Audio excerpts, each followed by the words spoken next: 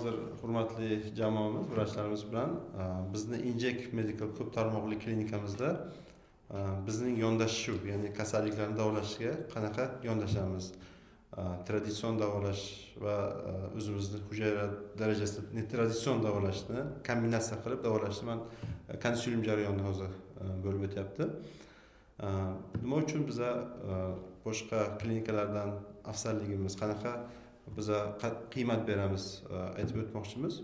Bizada terapevt borlar, lor bu, endokrinolog mutaxassisimiz bu, ginekolog, pediatr, onkolog emas.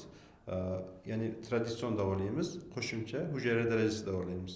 Bizni klinikada yotib muolaja olayotganlar qo'shimcha ravishda psixologik nimalarni olishadi, konsultatsiyalarni olishadi. Gimnastikalar bor, dietishni ovqatlar bor. Shu uchun bitta kasallikni davolash uchun bir nechta kompleks yondashuv bizni klinikaga yo'lga qo'yilgan.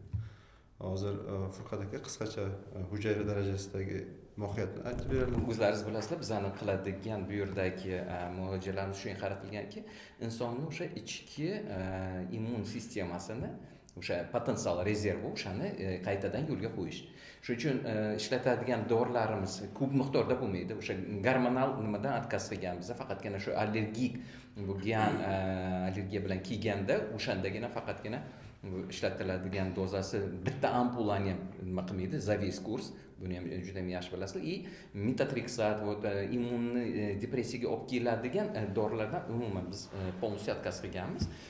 Shu bilan bir qatorda demak insonni o'sha ichki rezervi resursini yo'lga qo'yib turib, o'sha sustavda bo'ladimi yoki bo'lmasa lor organlarida bo'ladimi yoki женский bog'liq bilan yoki bo'lmasa endokrin sistemada bo'lgan bo'ladimi, o'sha ichki rezervni ishga qo'yib turib, uni ham funksional, ham strukturasini tiklay bila olamiz. Biz kursdoshlar bir e'tirozlar bo'ldi, lor sohasida ishlaydigan ular ko'proq ektomiya, ya'ni olib tashlash bilan nima qilishdi. Men keyin guideline, amerikanskiy boshqa joy guideline ko'rdik. Haqiqatan adenoid to'qimasi giperplaziya chiqqanda standartlarda ko'rsatilgan birinchi konservativ podxod qilish kerak. Bu davolash kerak, yallig'lanishga qarshi antibakterial, ya'ni davolab kichraytirish kerak. Ya'ni tabiiy himoya darvozani bu kesib olib tashlamaslik kerak.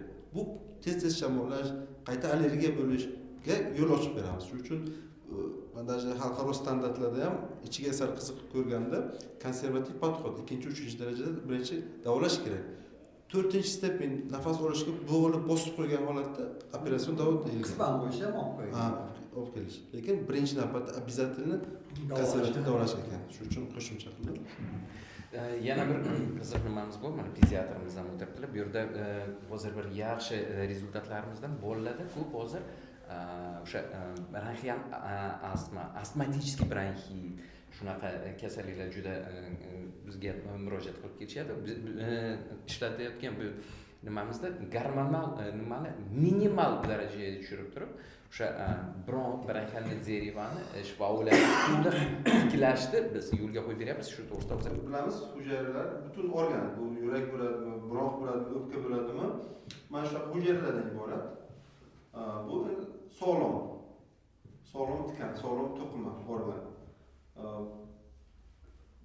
Bu orasida hujayralar ora bo'shliq bor. Normalda mana shunaqa ishlab turadi. Ya'ni bu tiroglobulin chiqaradi, qalqon simon bez bo'lsa, bu mikrokapillyarlar, limfalar, bu yerda suyuqlik bo'ladi. Межклеточный пространство deb mana shuni aytadi. Interstitsiya deydi meditsina tilida, amma biz bilamiz.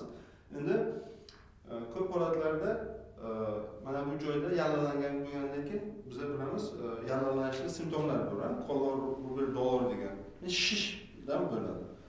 Bu surunkali proses bo'lgandan keyin o'sha ko'pincha shu hujayralar aro bo'shliqni yopilishi kuzatilar ekan. Men adabiyotlarda ancha qiziqdik, ko'ryapmiz, interstitsiya yopilib qolyapti o'sha. Mana bu yerda sog'lom, bu yerda o'sha kasallangan surunkali yallig'lanish bor. Issiq tushmagandan keyin bu qayerga tushadi? Kerakli modda almashuv mahsulotlari bor.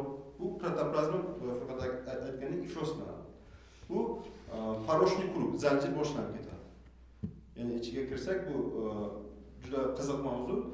Даже boya aytganimizdek o'sha adenoid to'qimasi ham shamollagandan keyin bu proses, chandiqlangan proses kattalashadi, giperplazma. Yana qaytadan ichiga protoplazma ifloslaydi. Yoki bo'lishi mumkin keragicha yetar tiroglobulni chiqarmayapti, mikrokapillyarlar, limfalar. Nima uchun bu yerda sog'liq turaveradi? Nima uchun bu yerda o'sha xronik protsessdan chiqib ketmaydi? Ana shu savolga agar javob topsanglar, ko'p narsaga tushunasizlar. Nima